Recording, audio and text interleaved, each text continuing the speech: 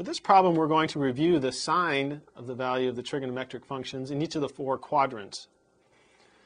We've got a table. We've got our 6 trigonometric functions, and we've got our 4 quadrants. And we just want to fill in the table, each one of these with a plus or minus, indicating the sign of the trig function in that quadrant. Really, to fill in this table, we really only need to worry about sine and cosine. These other 4 trig functions are all related to the sine and the cosine. And so we're going to review that by writing them down below. The tangent of theta is equal to the sine of theta divided by cosine theta.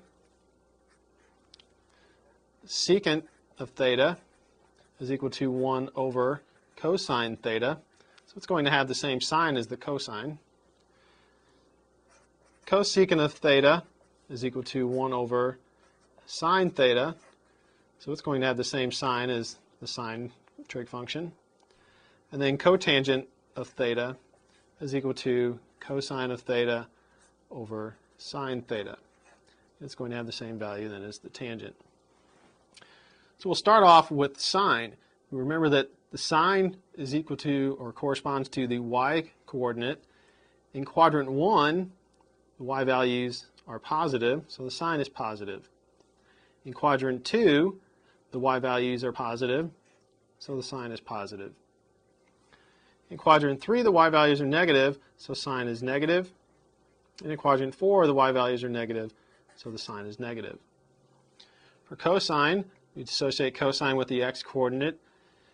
So in quadrant 1, the x values are positive. In quadrant 2, the x values are negative. In quadrant 3, the x values are negative. And in quadrant 4, the x values are positive. And once we have the signs for sine and cosine, we can determine the signs for the rest of the trig functions. To get the tangent, we just need to look at the ratio of sine over cosine. So if sine and cosine have the same sign, it's going to be positive. If they have opposite signs, it's going to be negative.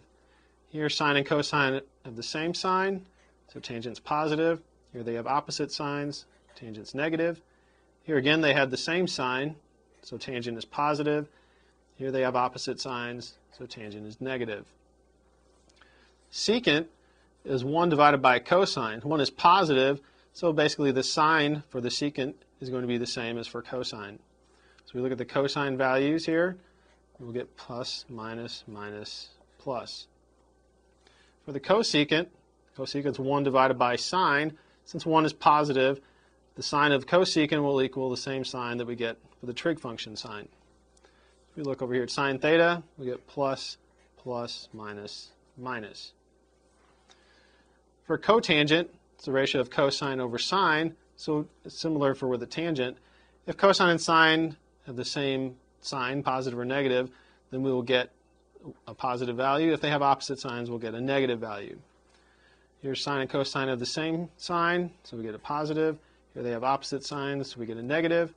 Here they have the same sign, so it's positive, and opposite signs, so it's negative.